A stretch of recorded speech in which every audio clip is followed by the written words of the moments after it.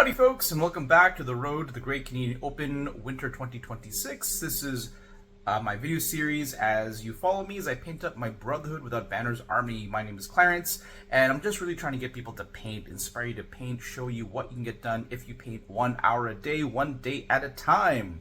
So I'm right now working on my Brotherhood Knights, and honestly they're called Sworn Knights. They've been really cool to paint because they're such a different unit than the peasants and the archers. On their own, they're kind of like a palette cleanser. The peasants and the archers, there's like triplicates of the same model. Each sword knight is a unique sculpt. They're very dynamic. They're very noble looking. So they've been really cool to paint. They're taking a little longer than I thought they would, but it's maybe because I assumed they'd be really quick. But why would they when they're covered in cool detail? Anyway, let's take a look and see where we're at. So here is where we left off. We are working on the horses, and we're mostly done all the cloth aspects. So the Warpstone green, the Nazdrag yellow, and we just did snakebite leather on the strappings. Today's goal in an hour is to do the flesh. Now I did find another paint. I'll have to double check the name. I think it's another reddy kind of brown. So use that for the flesh tone on the horses. That might be really quick. I said that last time, but I really feel like there's not much left on the horses. And then the tails I will do with wildwood. And while I'm doing the wildwood, I think I'll do the shaft of the banner as well. So we'll see you soon, folks. 1 hour painting starts now. 45 minutes later, the Cygor Brown, I believe is what I used, has been applied to all the flesh parts of the horses, and that step is done. So they're coming together. What's left is the mane, which is on, I think, the one that's over here, and tails and hooves. Now, I think I was originally going to go with wildwood. I think instead I'm going to go with whatever contrast black I have, because I don't want all these browns to be kind of like layered upon each other. So we've got about 15 minutes left. That'll be the goal. Mane, tails, hooves, and I also have doing some touch-ups. There's some areas I missed, so every time I see an area, I touch it back up with greens, yellows, or whatever else. All right, folks, 15 minutes left. Let's finish up. And we are done for the day. So I've gone and applied the Black Templar Black Contrast Paint to all the hooves, tails, and the one mane that was showing. I also went back and did some touch-ups. This guy, for example, got some green along the lining here. And there's a guy with an axe. I painted the wildwood in the axe. I didn't see I forgot about the spear shaft. Or the banner shaft, sorry. But I actually went over time. That took me about 25 minutes. So I went about 10 minutes over time. So horses are more or less done. Just got to work on the armor and metalwork. And that's going to be done all at the same time. So I think that'll be next session step. I think I'm going to start with the wildwood because it annoys me that I forgot. But next session, folks, starting work on the actual knights themselves. Thanks for watching, and hang on for a little bit of bonus content. Hey, welcome back, and I just wanted to share with you some thoughts I've been having about my Thoros list. It's funny because my Barrack list, I haven't really come up with clever ideas yet as to how to change it. I should really explore the stats site because it actually gives you the option to look at different lists, or at least it used to. It's changed since then, so I'll have to explore that a little bit more. But my Thoros list, first of all, I want to show you an update I made to my my primary list. So I noticed in passing that when I added Thoros Commander, a second box popped up. And it turns out that Edric Dane can be added to Thoros as an extra attachment. So when I was talking about adding Gendry to Stormcore Mercenaries and having one extra attachment point, I can actually now spend all my attachment points by putting Edric with Thoros, and I'll put Tom Seven Strings, who I've already painted, into the Peasant Levy for a taunt option. So I'm using 6 points of attachments, I guess, in this list. I'm just thinking here. 1, 2, 3, 4, 5, 6 points of attachments. So it's the same build as before, using Highgar and Pikemen because of their coordinated assault rule. Synergizes well with Thoros' Fiery Charge. They don't have any keywords. Thoros gives them keywords. They have extra healing that leans into the archetype. All good stuff. Peasant Levy would be a cheap activation. If I want them to fight or at least force my opponent into a matchup that may not be favorable, I've got Tom 7 strings to throw out tokens, perhaps with Taunt. Archers with Hot Buy, a staple.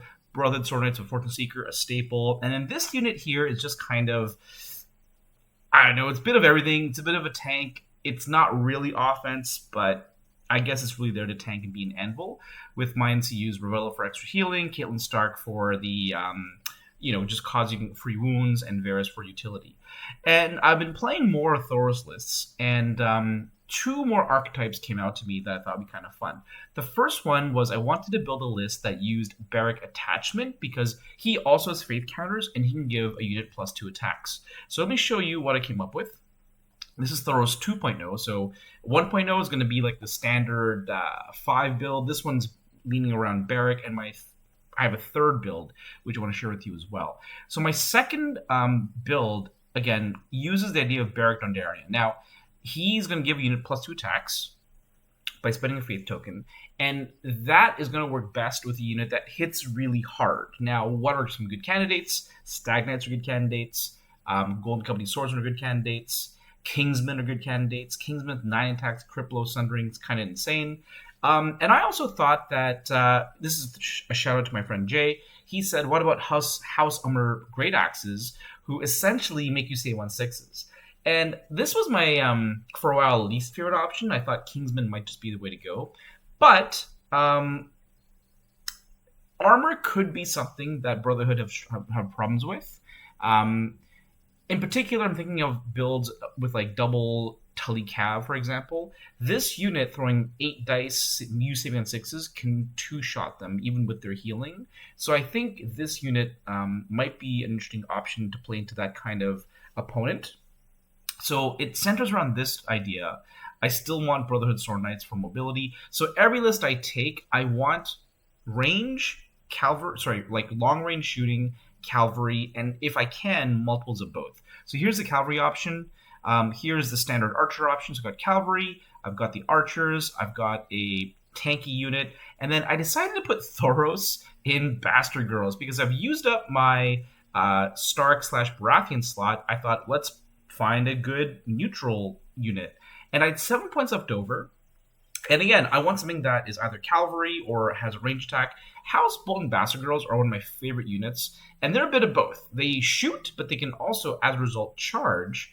And because you got fiery charge, it even lets you set up some really long distance charges. Like you can be 14 away, shift 2 to come within 12 barely, and then play the auto 6 charge to charge into combat. And Thoros gives them Sundering. They already have Vicious, so you're losing a little bit of utility there, but that can be very explosive. With Edric Dane, they can retreat and heal because they're a bit squishy. And then for my NCUs, Ravella adds to the healing, Varus for utility. And I've used up a lot of neutral points, so I can't take a third neutral NCU, so I took Ghost of Highheart.